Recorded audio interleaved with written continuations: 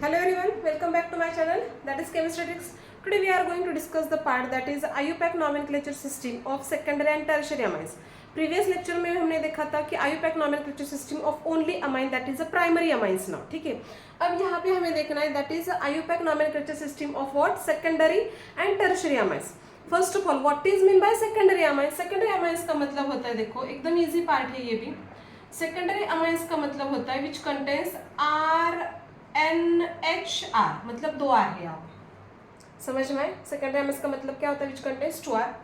While tertiary amines का मतलब होता है which contains 3R, R, N, R and one more R. So this is a tertiary amines. अब फिर से वही part prefix, root and suffix का.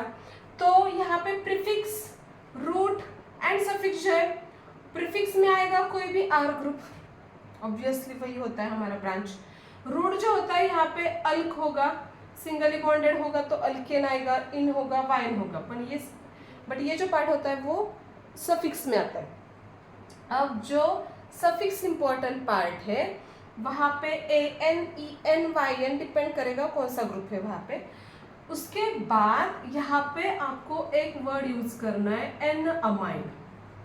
एन अमाइन, एन अमाइन का मतलब क्या होता है? देखो ये जो एन अमाइन होगा यहाँ पे यूज करना है वर्ड आपको एन अमाइन प्रीफिक्स के बाद. मतलब क्या है? देखो एक स्ट्रक्चर बताती हूँ सेकेंडरी अमाइंस का. ये लिखा मैंने, चलो CH3 NH and then CH3. ठीक है, दोनों साइड में मिथाइल ग्रुप है. बट ये जो लॉन्गेस्ट चेन है वो N से ब्रेक हो रही है, तो यहाँ पे आपको लिखना है एन अमाइन. NR मतलब क्या होगा? N methyl, N methyl. उसके बाद ये जो है दैट इज अल्केन ग्रुप. एक को आपको सफिक्स में यूज करना है, रूट विथ सफिक्स, और दूसरे को आपको क्या यूज करना है? ब्रांच में यूज करना है. सो दैट इज एन मिथाइल. उसके बाद आएगा मीथेन अमाइन. ये सेकेंडरी अमाइंस का नेम बना, एन मिथाइल मीथेन अमाइन बना. समझ में आया कैसे लिखा?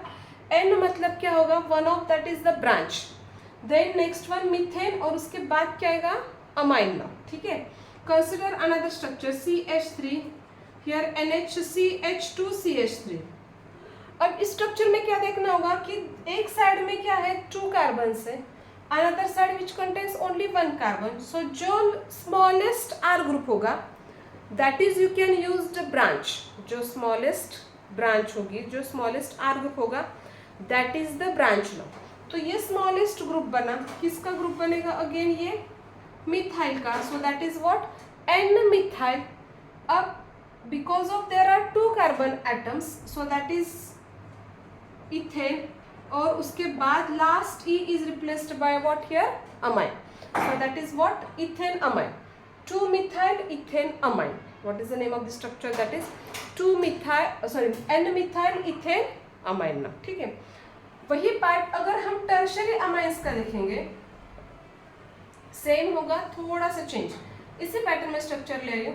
CH3 and here CH3 and this one side also CH3 now. Okay, one nitrogen that is amino group which contains 3 R groups now. तो इसमें से 2 आपको यूज करने हैं as a prefix. 2 which is used as a prefix ना. तो क्या आएगा? N, N. Why it is a N, N? Because both of these two are same now. कौन से ग्रुप है? Dimethyl, because it's a methyl group. So N dimethyl. After this one, this is the methane amine. Simply it's called as what? Methane amine group ना. समझ में? Now consider another structure. Suppose your both of all these 3 R groups are different now. तीनों R groups हमारे different है. That is your N, CH2 CH3, and consider here CH2 CH2 and then CH3 now. So all of these 3 groups are totally different from each others now. तो आपको क्या करना है? Again same rule यहाँ पे हमने जो यूज किया था वही यहाँ पे यूज करना है. तो सिलेक्ट लॉन्गेस्ट चेन. जो लॉन्गेस्ट वाला, जो स्ट्रॉन्गेस्ट ग्रुप होगा, स्ट्रॉन्गेस्ट ग्रुप होगा, वो आप किसको अटैच करोगे? नाइट्रोजन को कनेक्ट करोगे, अटैच करोगे ना. तो ये बनेगा हमारा 3 कार्बन्स का ग्रुप। मतलब क्या हो रहा है, ये बना हमारा प्रोपाइन अमाइन का ग्रुप। अब इसके बाद ये एक ब्रांच बनी, this is the second branch ना, तो 2 ब्रांचेस है। तो ये कौन सी ब्रांच है, इथाइल की है। So that's why what is the name of this group, that is an ethyl. और ये अनदर ब्रांच बनी, ये किसकी ब्रांच है, हमारी मिथाइल की। So that is what here, N methyl.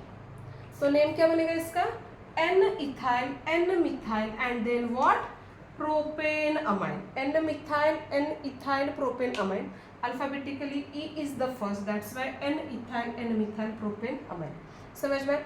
Secondary amines में आपको सिंगल N यूज करना है, that is the branch of one of the methyl group now और R ग्रुप नाउ, ठीक है। टर्शरी अमाइंस में आपको क्या यूज करना है, 2 R ग्रुप यूज करने, 2 R ग्रुप, समझ में, जो कि प्रीफिक्स में आएंगे। एक R ग्रुप के लिए N अप्लाई करोगे, सेकंड R ग्रुप के लिए अनदर N अप्लाई करोगे, समझ में। अगर सेम हो गए तो N आएगा, di methyl, di ethyl, whatever it may be now, ठीक है। अगर तीनों डिफरेंट हो गए तो उसके हिसाब से यहाँ पे आपको यूज करना है वर्ड। और भी हो सकती है कंडीशन, अगर इस पैटर्न में हमने स्ट्रक्चर लिया N, देन यहाँ पे भी CH2 CH3 है, और यहाँ पे भी क्या है हमारा CH2, और सपोज यहाँ पे है हमारा CH3, ठीक है। तो 2 सेम स्ट्रॉन्गेस्ट फंक्शनल ग्रुप है, मतलब R ग्रुप है, और एक ही क्या है हमारा मिथाइल आ रहा है।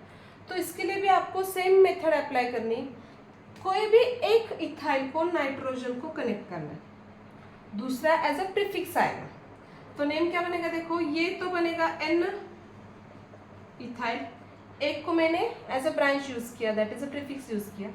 सेकंड क्या होगा, मिथाइल बनेगा, तो N मिथाइल लिखा, चलो N इथाइल, N मिथाइल, और उसके बाद क्या आएगा, ये जो होगा ये ग्रुप होगा हमारा सिंपल इथ कंटेन्स अमाइन, मतलब क्या आएगा, ethane amine. Last E is replaced by what here, amine, AMINE। समझ में। How to write the IUPAC nomenclature system of secondary and tertiary amine. इसी पैटर्न में आपको हर एक के आयोपैक नॉमेनक्लेचर सिस्टम लिखने, दैट इज सेकेंडरी और टर्शियरी अमाइन। सेकेंडरी होगा तो सिंगल N यूज करोगे, that is the branch of that carbo amines, and tertiary के लिए क्या करोगे, 2 N यूज करोगे, that is the branches, that is the 2 branches of tertiary amines. समझ में, understand this one part, okay, thank you.